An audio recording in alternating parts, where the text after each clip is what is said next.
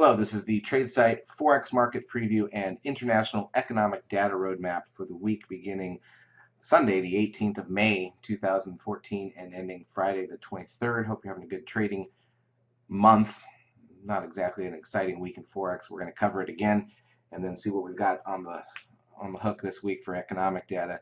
Here's a look at the dollar index daily chart, and after looking like maybe it was going to finally break, it actually violated that red static trend line and was breaking a 6-month base, swept it by a day, and we're right back into this horrible range that we've been in now for many months. We're dead in the middle of it, as a matter of fact. So nothing really positive there. Didn't do much this week, as you can see, generally speaking.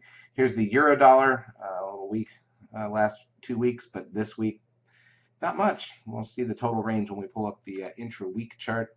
Look at the pound, again, kind of the same thing. Look at the Aussie. Really flat this week, less than 70 pips of range for the whole week on the Aussie.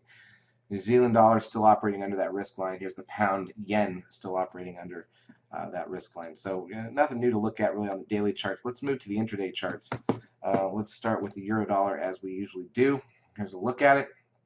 So for the week, 130 pips of range. That's usually the daily range. Less than 130, 125 pips. You can see how lining this up from last week's close. Now you can see the close right there. So Sunday to Monday was flat. Tuesday we had a drop on news. Wednesday was flat. Thursday we had a drop and rebound on news.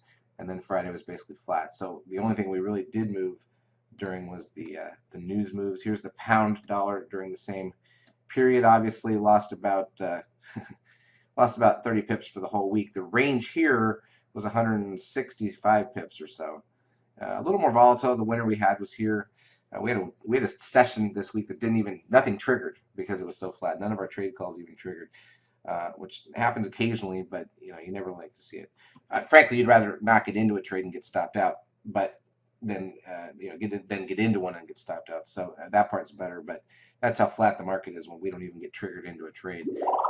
And finally, here's the Aussie dollar. I just wanted to point this out because this had literally 70 pips of range for the entire week. That's pretty poor, generally speaking. So I don't really know that there's nothing still from a technical perspective, from a charting perspective, from our bar counting perspective, or any of those techniques to really say, hey, this is what's about to happen.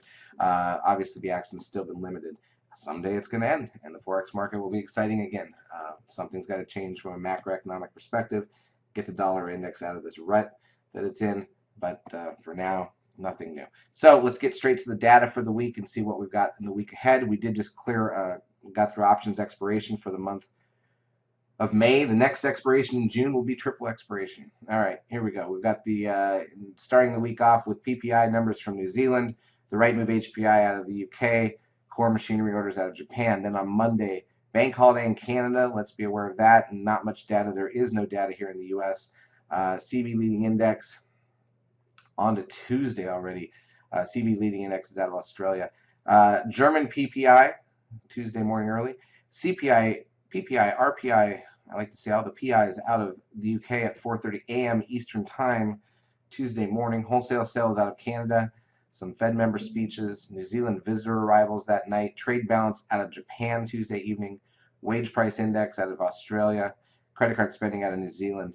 Bank of Japan's press conference from their last announcement Wednesday in the wee hours. Current account out of Europe, 4 a.m. Eastern Time on Wednesday. Retail sales out of the UK. Consumer confidence, 10 a.m. Eastern Time out of Europe. Our first data out of the U.S. for the week is here. Crude oil inventories. Actually, I thought I saw some minor data. No, maybe not. Crude oil inventories, and then Yellen speaking. And we've got the minutes. That's what it was. The minutes from the last Fed meeting at 2 p.m. Eastern Time. So we get all the way through Wednesday with basically no data here in the U.S.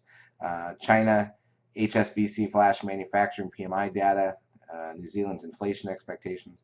Going into Thursday, we've got all the flash manufacturing PMI and services PMI data out of various European countries in the broad European sector. Got the second look at GDP for Q1 out of the UK. Europe's Spanish 10-year bond auction, bunch of stuff that doesn't matter there. Core retail sales and unemployment out of Canada. Unemployment claims, that's the weekly number here in the U.S. Thursday morning.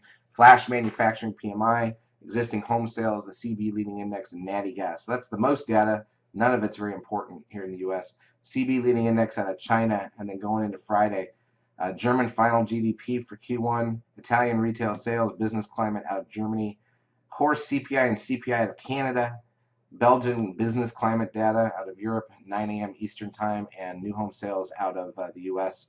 So it is not a week for important data. There's not a rate announcement. There's not one of our big numbers. No nothing. This is just a pure trading week. Take it as you will. Is that a positive for rates to go, or for the market to move because it doesn't have any data to sit around and wait for, and no Fed meeting to sit around and wait for? Or is it a negative for the market to move because there's nothing new that we're going to learn? Hard to say, but we'll be trading it as usual in the lab. Hope to see you there. Have a great week and weekend.